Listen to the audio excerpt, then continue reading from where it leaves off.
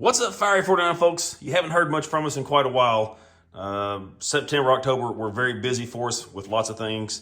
That did not include the fire truck, so after ham days back in September, haven't really done anything with the truck.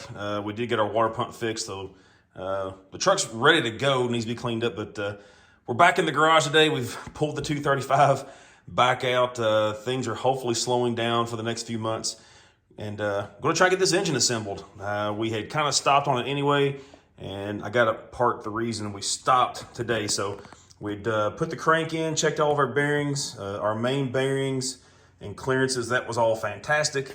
Put the crank in to start assembly. When we got to the rear main cap, once we torqued that down, the crank bound, like could not turn it, which was weird because all the bearing clearances were fine. But that means about one thing. If all the bearings were good and it was fine with just the bearings, once we put in the rear oil seal under the cap, it quit turning. So when you cranked it down, would not turn.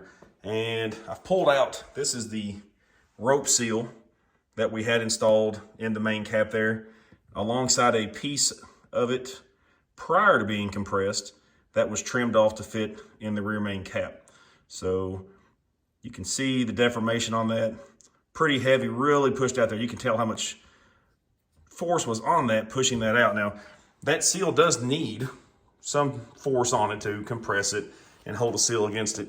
That seal I just showed you rode right here in that main bearing cap and rides against the surface right here, and that's graphite impregnated. It's just a rope seal. And that should ride against it. You can see its mate in the lower half right there. The thing that stinks about it, to get it out down here, the whole crank has to come back out because we need to get that piece of rope seal out and replace it. There may be some other options. They make some rubber seals. You may have to try another piece of rope seal, but basically our holdup has been, once we found that was binding, it made no sense to put anything else together because until that's fixed, the other stuff can't go in, like rods and pistons and oil pumps and that kind of stuff, because this has to come back out now. So that's why we haven't been doing much.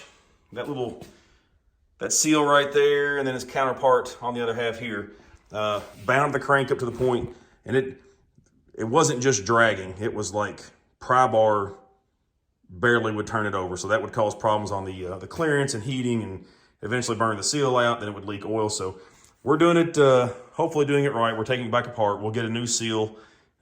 May try a different style of seal. They make a rubber seal that replaces the original rope style here. So that's where we're at. That's why you haven't heard much on the engine. But we'll get the crank pulled back out today and do a little research, get a better seal option, and then we'll go back the other way and try to restart the assembly of the 235.